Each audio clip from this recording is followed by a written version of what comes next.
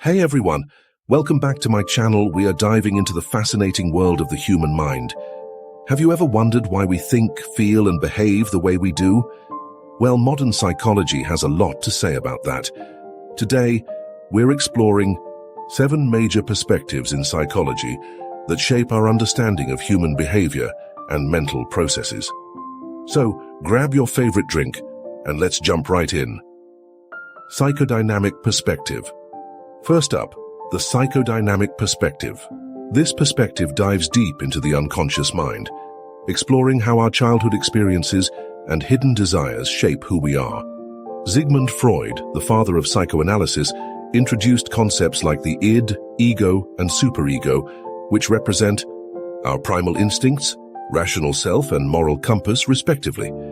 Ever caught yourself doing something and wondered, why did I do that? Well, Freud would say it's all about those unconscious motives. Have you ever had a dream that felt super weird? Drop a comment below about your strangest dream and let's analyze it together. Behavioral perspective. Next, we have the behavioral perspective. This school of thought focuses purely on observable behavior, what we can see and measure. Pioneers like John Watson, B.F. Skinner, and Ivan Pavlov believed that behavior is learned through interaction with the environment. Remember Pavlov's dogs? He rang a bell before feeding them, and soon enough they started salivating just at the sound. That's classical conditioning. Then there's operant conditioning, where rewards and punishments shape our actions. Ever trained a pet? That's behaviorism at work. What's a habit you've formed because of rewards or consequences? Share in the comments. Cognitive perspective. Now let's talk about the cognitive perspective. This one is all about our thoughts, memory, and problem-solving abilities. Psychologists like Jean Piaget, Albert Ellis, and Aaron Beck explored how we process information, develop schemas, and sometimes even distort reality. Ever misinterpret a text message and assume the worst? That's a cognitive distortion.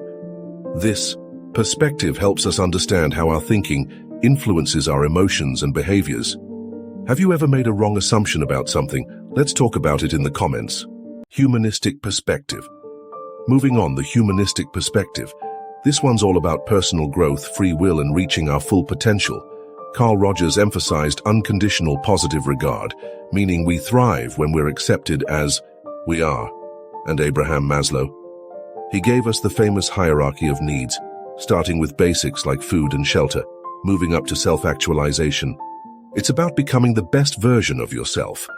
What's one personal goal you're working on right now? Let's motivate each other in the comments. Biological perspective. Next, we have the biological perspective. This one zooms in on the brain, nervous system, and genetics. Psychologists like James Olds and Roger Sperry explored how brain structures and neurotransmitters influence our behavior. Ever heard of serotonin? It's the feel-good chemical in our brain. Low levels, you might feel down. This perspective shows how biology and psychology go hand in hand. Evolutionary perspective. Now let's take a trip back in time with the evolutionary perspective. This one explores how natural selection and adaptation shape our behavior. David Buss and Leda Cosmides studied how traits that helped our ancestors survive, like forming social bonds or avoiding danger, still impact us today. Ever feel nervous when speaking in public? That fear might have once helped our ancestors avoid social rejection, which was a big deal for survival. What's a modern behavior that you think comes from our ancestors' survival instincts? Let's discuss sociocultural perspective. Last but not least, we have the sociocultural perspective. This one looks at how society, culture, and social norms influence our behavior. Lev Vygotsky and Albert Bandura studied how our upbringing, traditions, and media shape who we are. Ever notice how attitudes and behaviors vary across different cultures? That's the sociocultural perspective in action. What's an interesting cultural tradition from your background? Share with us in the comments. And that's a wrap on the 7 major perspectives in psychology. Each one gives us a unique lens to understand human thoughts and behavior. Which perspective do you relate to the most? Let me know in the comments. If you enjoyed this video, don't forget to like, subscribe, and hit that notification bell so you don't miss out on more mind-blowing psychology content. Until next time, stay curious and keep exploring the mind.